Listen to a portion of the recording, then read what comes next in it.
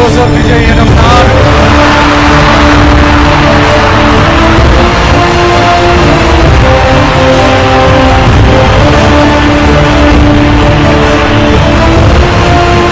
சட்டப்படி அமைக்கப்பெற்ற இந்திய அரசியல் அமைப்பின்பால் உண்மையான நம்பிக்கையும் மாறா பற்றும் கொண்டிருப்பேன் என்றும் இந்திய நாட்டின் ஒப்பில்லாத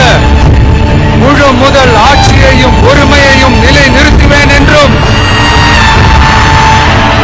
தமிழ்நாட்டு அரசின் முதலமைச்சராக உண்மையாகவும் உளச்சான்றின்படியும் என் கடமைகளை நிறைவேற்றுவேன் என்றும் அரசியல் அமைப்பிற்கும் சட்டத்திற்கும் இணங்க அச்சமும் ஒருதலை சார்பும் இன்றி விருப்பு வெறுப்பை விலக்கி பலதரப்பட்ட மக்கள் அனைவருக்கும்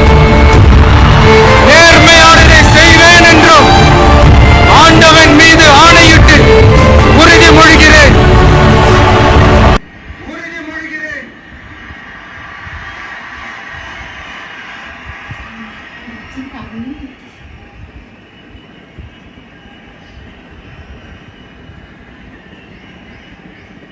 இனிமேதான்